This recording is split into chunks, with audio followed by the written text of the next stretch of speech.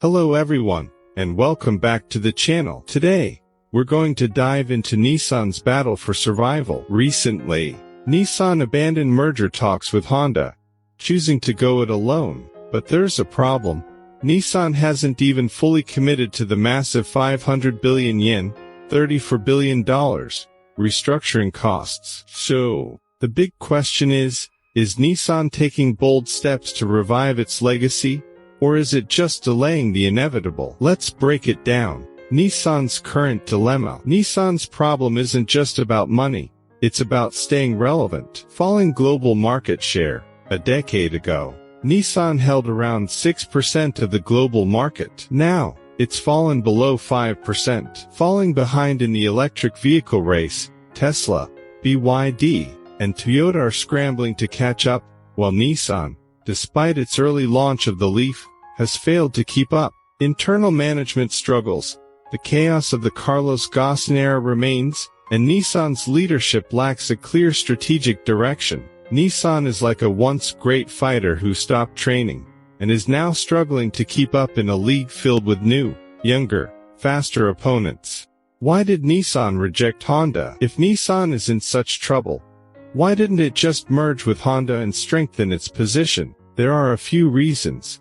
Cultural differences. Honda is an engineering-driven company that values in-house innovation. Nissan, on the other hand, has relied heavily on alliances, like the Renault-Nissan-Mitsubishi partnership.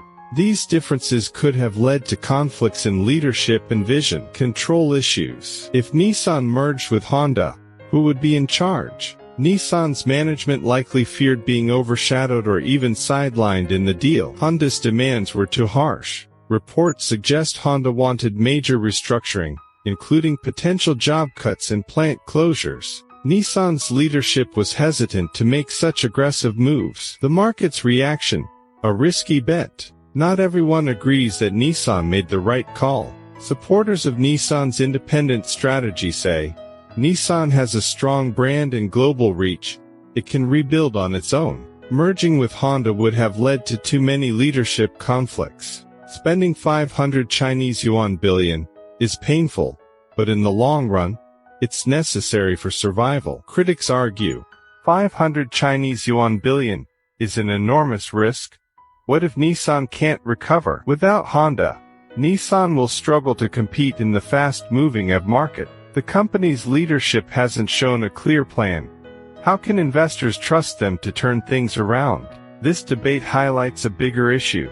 Nissan is no longer the industry leader it once was, and going solo could either be its greatest comeback story, or its final mistake. What's next for Nissan? 3 possible outcomes. Successful turnaround. Nissan makes smart investments, focuses on EV innovation, and regains market share. If it executes well, this 500 Chinese yuan billion restructuring could pay off in the long run. Slow decline. Nissan fails to adapt quickly, continues losing ground to Tesla, BYD, and Toyota, and gradually fades into irrelevance. Forced partnership in the future. If Nissan burns through its resources without results, it may have no choice but to find another partner, possibly turning back to Honda, Renault, or another major player. Final thoughts. Nissan's decision to go solo is a massive gamble. If it works, they could reclaim their position as a global leader. If it fails,